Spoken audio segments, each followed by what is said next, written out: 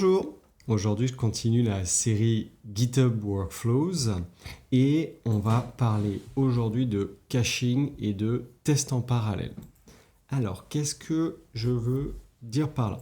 Jusqu'à présent, on a dans notre workflow un job qui s'appelle AirSpec Rubocop et il tourne seul. Quand on regarde notre code, qu'est-ce qu'il fait? Eh bien, il lance toute une série de tâches en série, l'une après l'autre, Rubocop, Bundle Audit, Breakman et les tests. Il y a plusieurs choses qui sont un petit peu ennuyeuses avec ça, c'est que typiquement, si mon Rubocop ne passe pas, les autres ne vont même pas être testés et je ne saurai pas forcément si j'ai d'autres choses à corriger. Donc moi j'aimerais bien mettre en parallèle ces différentes tâches et vu qu'elles ont toutes besoin des gemmes, ou en tout cas un certain nombre de choses en commun comme récupérer le repo, installer les gemmes, eh bien on va utiliser ce qu'on appelle du caching. Pour vous montrer tout ça, alors je l'ai préparé en amont parce qu'il y a un petit peu de réécriture à faire. Je vous propose, je vais le copier-coller et je vais vous expliquer au fur et à mesure ce qui s'est passé. Mais d'abord, je vais le pusher. Je vais mettre sur une autre branche, JCO branche, caching and parallelism. Ok. Je commit, cache and parallèle. Je pousse. Donc, je vais ouvrir ma PR et déjà ce qu'on va voir c'est que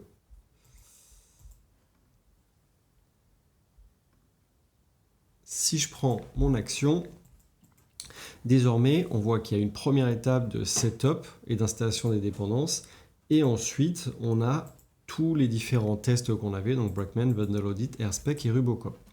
Donc on est passé de un gros flow à un flux de setup et ensuite une série de tests qui vont tourner en parallèle. Donc moi dans le code, qu'est-ce que j'ai fait? Eh bien j'ai d'abord mis un job de setup and install dependencies, c'est celui qu'on voit ici. Et dans celui-là, qu'est-ce que je fais? Eh bien je check out le repo et ensuite je récupère les gemmes, je les installe, je les bundle et surtout j'utilise ça qui est bundler cache true et cette petite chose cache version que je vais vous expliquer tout de suite. Et ça, qu'est-ce que ça fait? Eh bien, si je viens dans la doc de setup Ruby, qui est donc cet élément-là, eh bien, qu'est-ce qu'il fait? Lorsque je fais bundle cache true, en fait, il lance un bundle install et il cache les éléments automatiquement. Ce que ça veut dire, c'est que si plus tard je réutilise ce bloc, si il trouve en cache déjà les éléments, eh bien il ne va pas relancer tout ce bloc, il va juste utiliser ce qui est disponible dans le cache.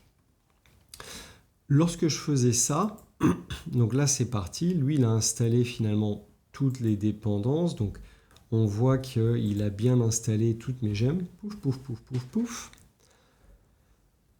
Du coup, par exemple, ici, il a récupéré, on voit la cache key. Donc en fait, ça va être beaucoup plus rapide à installer. Il va pas mettre 1 minute. Alors que, hop, si je regarde, lui, il a pris 1 minute 50. Celui-là, le Breakman, il a pris 26 secondes parce qu'il n'a pas eu besoin de réinstaller les gemmes, il a juste récupéré dans le cache. Moi, j'avais un problème au début, c'est que ce cache, bundle cache, ne fonctionnait pas. J'ai dû mettre cache version 1. Cache version 1, je l'ai trouvé dans cette partie. Oups. Non, c'est pas ça. Dans cette partie de la doc. Et En lisant un peu en ligne, il semble que le cache dans GitHub, il est gardé 7 jours. Et moi, je pense que avant que je ne mette ça, vu que j'avais bundle cache true, bundle cache true, bundle cache true à toutes les étapes, il récupérait un ancien gem file avec les gemmes installées et ça me causait des problèmes dans ma suite de tests. En faisant cache version 1 ici, eh bien, selon ce que dit la doc, c'est qu'en gros, ça remet à zéro le cache et ça le réinitialise avec un nouveau gem file, avec un nouveau bundle install qui est ici. Donc,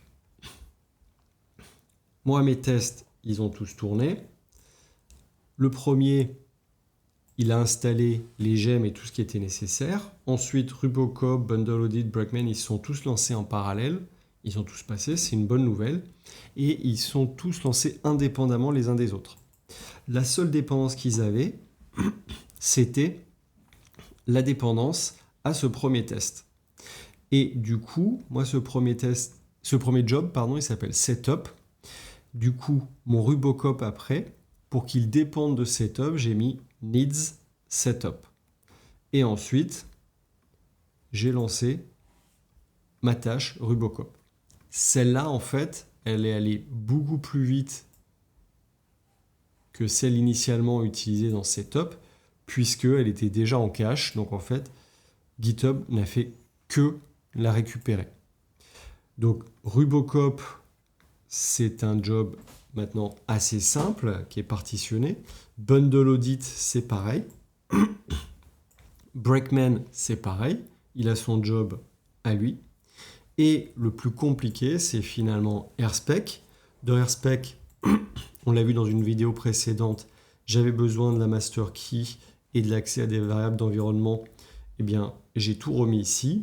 AirSpec avait besoin d'un setup de DB, donc c'est seulement dans ce job qu'on fait le setup de DB. Et ensuite, on a le job lui-même avec les différentes étapes. Encore une fois, cette étape-là, il ne va pas réellement réinstaller et refaire un bundle install GitHub, il va juste récupérer ce qu'il y a dans le cache. Ça, donc, si je prends n'importe laquelle, hop, pardon, c'est pas ça, on le voit ici, cache key, il récupère le cache size, donc cache restore successfully, donc il n'a pas eu besoin de refaire le bundle install. Donc cette partie-là va beaucoup plus vite et c'est ce qu'on voit ici. Notre setup a pris 1 minute 50, mais après la partie Rubocop, Bundle Audit, Breakman, eux sont allés beaucoup plus vite puisqu'ils ont juste fait la tâche de par exemple Rubocop ou de Bundle Audit ou de Breakman. Donc désormais ici, j'ai des tests qui vont pouvoir se lancer en parallèle, qui vont être bien séparés et qui vont chacun utiliser un système de caching que l'on a à disposition grâce à Setup Ruby qu'on ajoute, qu'on utilise dans notre workflow ici. Uses Ruby/setup Ruby at v1. Très bien, c'est tout pour aujourd'hui. J'espère que vous avez appris quelque chose. Continuez à suivre mes vidéos sur Cocoricodo.